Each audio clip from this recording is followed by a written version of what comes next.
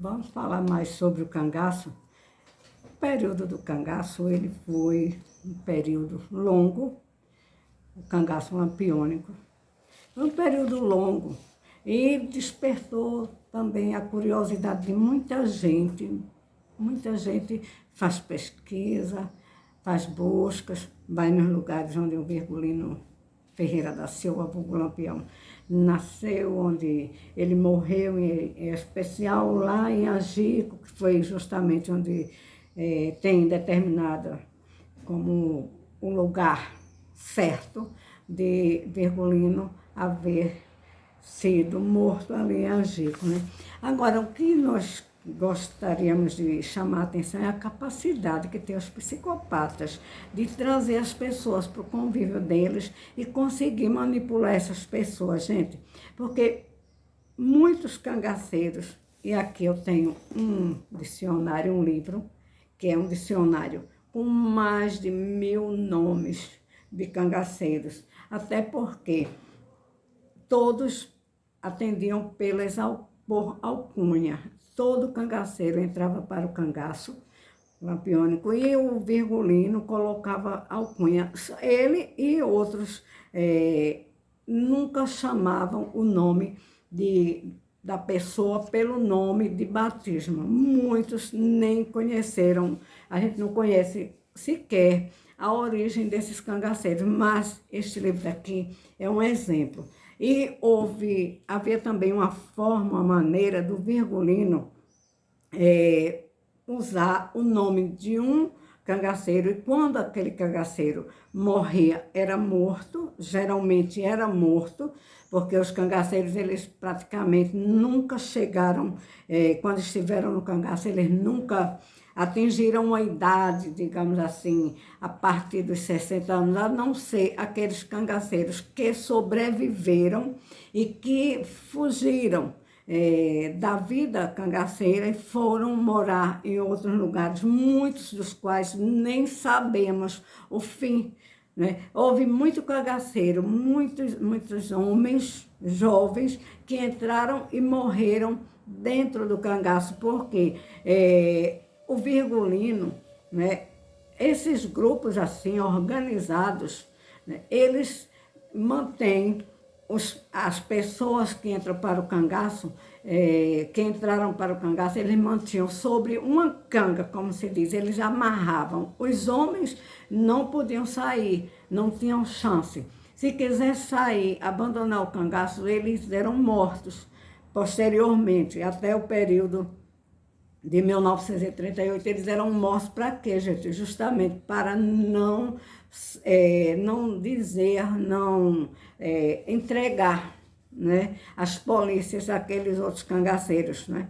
Então, era isso, os criminosos, eles tinham como se fosse uma canga também, né? Eles eram amordaçados ali, e o Virgulino, ele escolhia também alguns cangaceiros para ficar com grupos. Porque ele dividia os grupos? Ele dividia os grupos porque quando ia ficando um grupo muito grande, de 70, 80, 100 cangaceiros, houve a ocasião de ter mais de 100 cangaceiros num grupo de Lampião, aí ele dividia. Por quê? Porque precisava alimentar, precisava, desculpa aí, precisava os alimentar, precisava manter com munição, com balas, roupas, porque o Virgulino criou justamente aquele estilo dele, e os cangaceiros, eles se destacavam, e eles, onde chegava, eles eram reconhecidos. Inclusive, dizem que quando um cangaceiro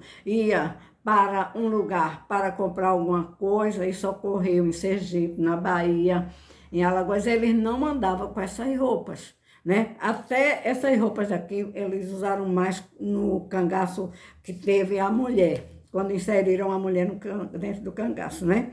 Colocaram dentro do cangaço, né? Até uma redundância, né?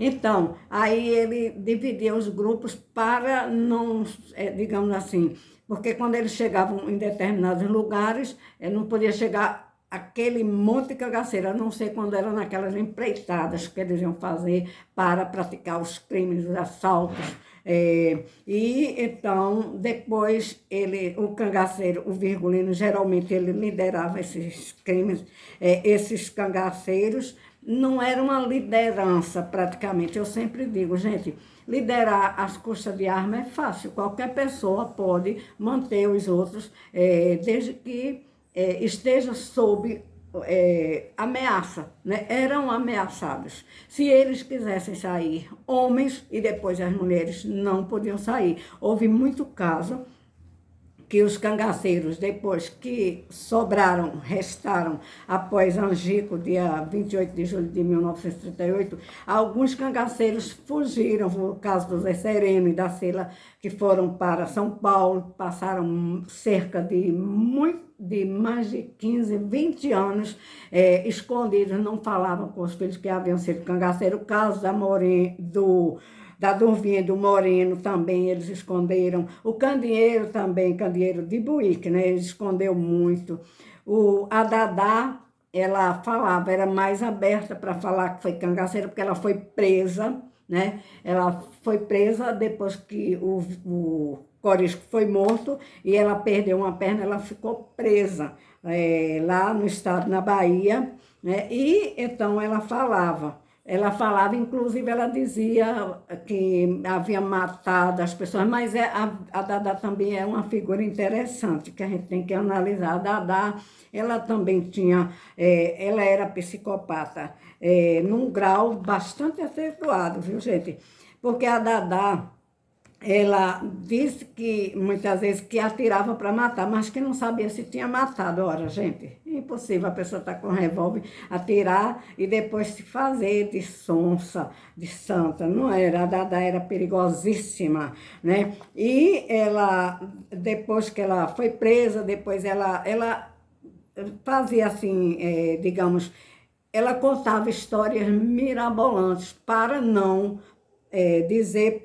Ela dizia que era cangaceira, mas ao mesmo tempo ela se fazia digamos assim, ela queria dar uma aparência, muitas vezes, daquela força que ela tinha, daquela capacidade que ela tinha de enganar, que era psicopata, mas às vezes ela queria ser uma pessoa que depois criou os filhos, foi buscar os filhos e deu aquele apoio, e ela aparece, porque ela se fazia de benevolente algumas vezes, mas a Dadá era perigosíssima, mais perigosa do que o próprio Corisco. Inclusive, ela comandou muitas vezes assaltos, e ela dizia para o Corisco, até ela chegou a dizer que o Corisco tirasse a calça e vestisse a saia dela. Quando o Corisco não queria praticar alguma coisa, ela dizia, então tire sua calça, você não é homem, né? Essa coisa que a Dadá tinha, né? E depois ela apareceu mais porque ela começou a fazer os bordados, até uns bordados mais coloridos. O Virgulino aproveitou também essa parte, que a Dadá era mais criativa, né? E ele já tinha um desejo. Então ela disse, inclusive numa entrevista, que quando fez o bordado dos embornados para o Corisco, que o Virgulino disse, eu quero, comadre, eu quero, faça para mim. Aí ela disse, esse não, esse é de Corisco. Aí ela fez outros para o Virgulino. Então o Virgulino aí, eu digo, invejoso, ele queria. E ele se dava melhor, o Virgulino, o Lampião, se dava melhor com a Dadá. E a Maria tinha raiva da Dadá, chamava a Dadá de negra, né? E desfazia na Dadá, né? E elas não se batiam, não batiam uma com a outra, não. A Maria, porque era a mulher, a esposa não, a mulher do capitão, porque acompanhava o capitão, né? O Virgulino, e a Dadá, o Virgulino, o Lampião, se dobrava para a Dadá porque ele queria usar em roupas as coisas que a Dadá fazia, né? Então, a criatividade dentro do cangaço veio mais, essas roupas, essa sofisticação, esse colorido, veio mais por conta da Dadá, e não do Virgulino. A Dadá era quem costurava mais, né? E o Virgulino costurava também, mas não da forma que as pessoas falam e que colocam que o Virgulino fazia aqueles trabalhos belíssimos, bonitos. Não é verdade. E as roupas das cangaceiras também não eram bonitas, não, gente. Não era bem feitas, não, eram muito mal feitas, muito mal acabadas. Porém, depois a Dadá vai introduzindo mais colorido e o Virgulino vai se apaixonando, entre aspas, né? Ele que gostava, já tem essa vocação para as coisas de mulheres, femininas, aí ele vai e se veste, e se arruma mais, se feita mais. Quanto mais ele põe coisa em cima dele, mais ele gosta, mais ele satisfaz o ego, o desejo dele, os desejos, né? Que era exatamente de usar roupas de mulheres. Então, as roupas iguais às mulheres, né? Aí ele vai criar a moda unigênero e todos dentro do cangaço lampiônico vão usar, mas não sabem aqueles cangaceiros e cangaceiras que aquela maneira de usar, inclusive a dança, os primeiros momentos em que o Virgulino gostava de dançar, ele bate com a arma no chão, aquilo como se fosse uma batida de guerra, o chachado, as pessoas dizem que era imitando as pessoas que ficavam pisando ali nas sementes, digamos, para amassar ali. Não é, gente, aquela maneira o Virgulino já fazia, por exemplo, ele já colocava os cangaceiros em fila, conforme usam os militares, um pelotão. Depois o Virgulino, veja, tudo isso a gente vai analisando, vai olhando, porque o Virgulino está em fila ali, formando ali, tem uma foto, né, do Benjamin Abraão, se não me engano, que apareceu na película do Benjamin Abraão, que eu também vou falar sobre o Benjamin Abraão, cangaceiro que se deu mal, que morreram, né, e que não conseguiram escapar. Foi o caso do Zé Baiano, do Sabiá, a Enedina, que era a mulher que morreu, né, que foi morta, não morreu, ela foi morta, morreu porque mataram, né. O Corisco também foi morto, né, por causa dessa vida cangaceira. E o Benjamin Abraão, que eu não posso deixar de falar do Benjamin Abraão, que o Benjamin Abraão era um sociopata, um psicopata mais leve, né? E ele entra no grupo do Lampião para filmar, mas depois, como ele sabia muito, aí foi morto, porque ele sabia demais. Foi morto antes do Virgulino ser morto lá em Angico. Se não me engano, foi no mês de fevereiro ou março, e abril, maio, junho, julho, mais ou menos isso. E lá em Itaíba, né, o lugar foi Itaíba, onde o Benjamin Abraão foi morto, né, com 42 facadas, né, que eu também não descarto que houvesse sido astúcia do próprio Virgulino. Gente, é muita coisa para falar, porque o Benjamin Abraão tinha um bilhete, uma coisa assim, dizendo que o Virgulino autorizou que ele filmasse, e o Benjamin Abraão estava ganhando dinheiro, o Virgulino era ambicioso, né? E então, quando o Benjamin Abraão foi morto lá em Itaenga, aí, se não me engano é esse o nome, Pau-Ferro, né? Itaíba. Aí o Benjamin Abraão foi morto e o Virgulino estava muito próximo ali de Pau-Ferro, né? E quando o Benjamin Abraão foi morto, a luz, que era a luz de motor, foi apagada, que eu não descarto que haja sido astúcia do Virgulino. O Virgulino, gente, era demais. Pense nas astúcias dos psicopatas, né? Então, o Benjamin Abraão estava lucrando, né, às custas do Virgulino. Por quê? Por conta daquela película, daquele filme. E o Benjamin Abraão estava com esse papel, dizendo que o Virgulino assinou e que ele detinha os direitos autorais sobre aquela película. Aí, no meu entendimento, teve assim, depoimento de cangaceiro que disse que à época, bem naquele dia que o Benjamin Abraão foi morto, o Virgulino estava naquelas imediações de Itaíba, né, Pau-Ferro, né? Então, gente, é muita coisa para falar. Vejamos, os cangaceiros que sobreviveram, o Zé Sereno e assim, La Morena e o Durvinho, outros podem ter fugido também, a gente não sabe, porque é impossível saber, muitos ficaram na clandestinidade. O Canário foi morto, que era o Canário, foi morto dentro do cangaço. O Candeeiro também sobreviveu, o Candeeiro 2, teve 1 e 2, viu, gente? O Corisco foi morto, a Dadá sobreviveu, foi presa, a Volta Seca cumpriu pena, depois constituiu uma família lá, ele falava muito, né?